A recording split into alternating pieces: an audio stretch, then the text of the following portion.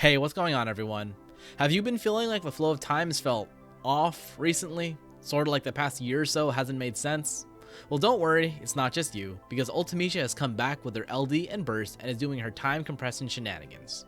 She was purpled a long time ago, back when EX Plus was new, and I was fortunate and got her LD with these recent banners. So if you're interested in what the Time Witch does, what she offers to a team, and what I think of her, stick around and find out.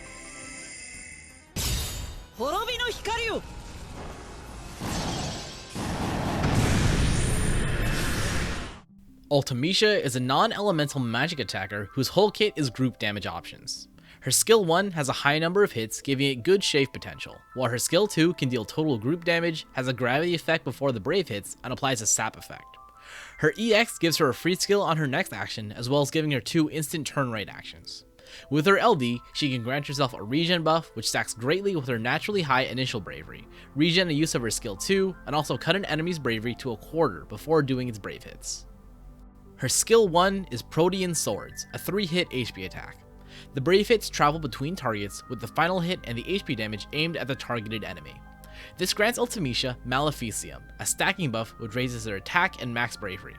With it active, her brave attack turns into Maelstrom, which first reduces the bravery of all targets to 70%, then does 4 group hits. Maelstrom will also increase an active Maleficium by 2. At 5 stacks of Maleficium, both of Ultimecia's skills are enhanced. Protean Swords Plus becomes a 9-hit attack and gains a lot more potency, but still has distributed group hits.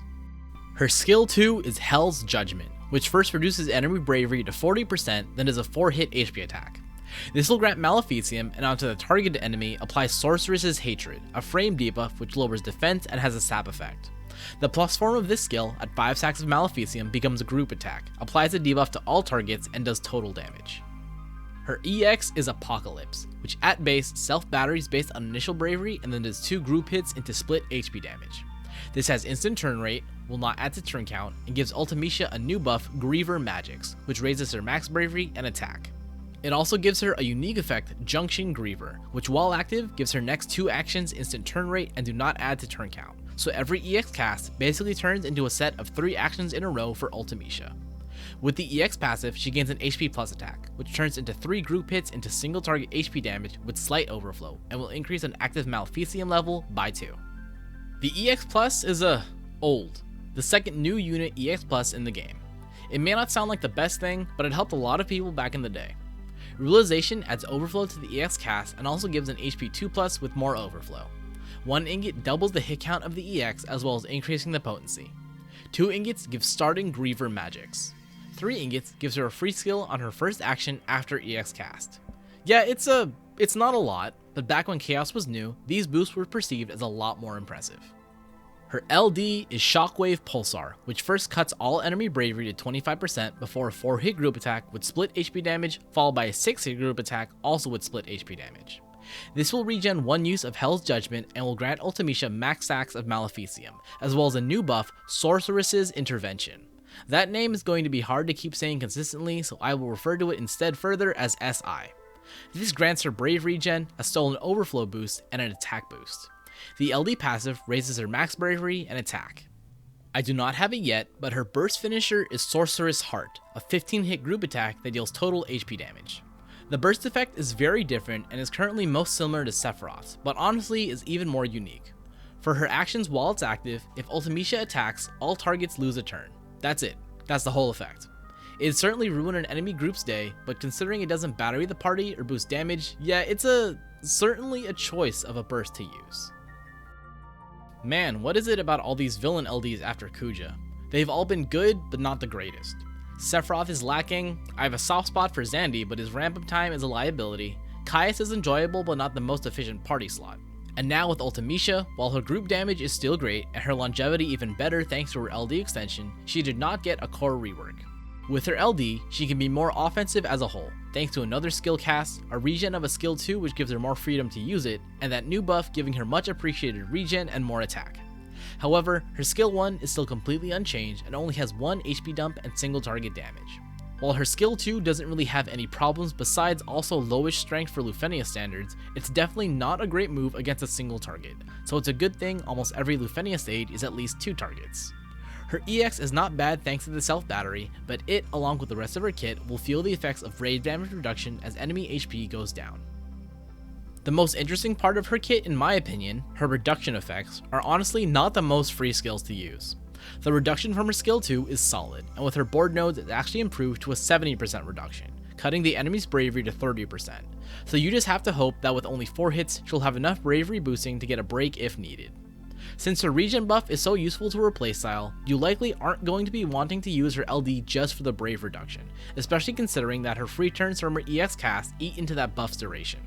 On that note, as a turn stealer, she naturally is a bit of a liability for Ultimecia countdown depending on what the condition is. If she can't affect it herself or it involves needing the enemy to act, she's going to be in trouble. Considering her EX gives her a free skill and her non-skill option for doing damage is kinda trash otherwise, it doesn't make much sense to hold onto her EX for more than like 2 turns. With the introduction of Burst Plus, Ultimecia is at some point going to be featured again as the opposite burst alongside some new burst unit. And yeah, she's gonna need a lot. A core rework, an LD extension rework, and some good limit breaks to her Burst Plus. Starting with the core rework, first let's address Maleficium. Right now, what I do is I open with the skill 2, then go into LD. That way I don't lose a regen to the void and I have max Maleficium as soon as possible.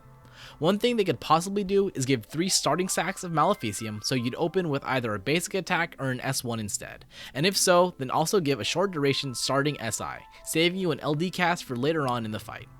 Besides that, something that 8th just got as part of his LD board are additional effects that scale with his unique buff, so basically give Ultimecia that. Increase Brave and HP damage, also possibly increase self-Brave gain as well. Something they could add to SI is an HP damage return effect, but this is dependent on what some reworked core skills might do. Speaking of reworked core skills, Ultimecia doesn't need too much different, but she just needs more power and more efficiency. Turn Protean Swords Plus into a 3-hit attack done 3 times, with HP damage return in between. Give Hell's Gate like 2 or 3 more hits and probably some overflow, which is basically what Squall got with his Renzokuken Plus adjustments. As for the Burst Plus, what I'm seeing all Burst Plus realizations do is add a crap ton of damage limit break, which would be fantastic for Ultimecia since her finisher does total damage. Besides that, there are 2 ideas I have.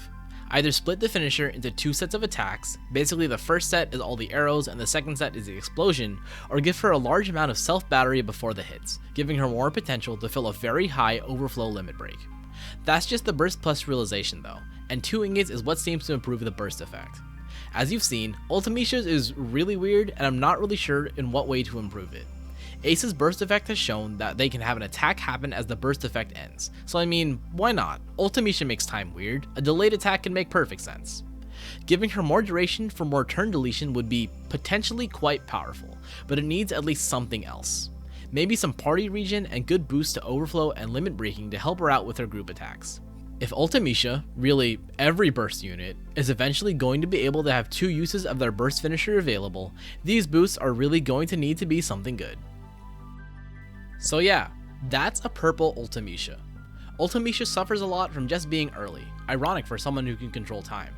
An early damage focus EX plus in Chaos, an early LD once LDs were introduced, and an early LD extension without even getting any adjustments to her core skills. Great for Chaos, less great for Ultimecia since her LD and extension are relatively tame. They are good for her character and her playstyle, but are kinda tame. The unfortunate thing about her is that she's kinda the best pure damage dealer for Magic for the next 2 months or so. Next month gives us Onion Knight and Paladin Cecil as our burst units, and while they can enchant the party, that's not as reliable as just having a real magic damage unit. After that, there's Emperor and Ishtala, and while Emperor can probably put out more damage and is rated higher, his playstyle revolves around maintaining his traps, which is a consideration. Ishtala, meanwhile, does get a good LD that gives her more offensive potential, but it's not until her extension rework coming with her Burst Plus that really makes her feel like a magic damage dealer. After both of them is Terra, who easily becomes top magic damage upon her arrival. If you like this character breakdown and want to see others like it, other Opera Omnia content, or want to share your thoughts, be sure to stick around and subscribe. Discussion, likes, and shares are always appreciated, and as always, thanks for watching and I hope to see you again.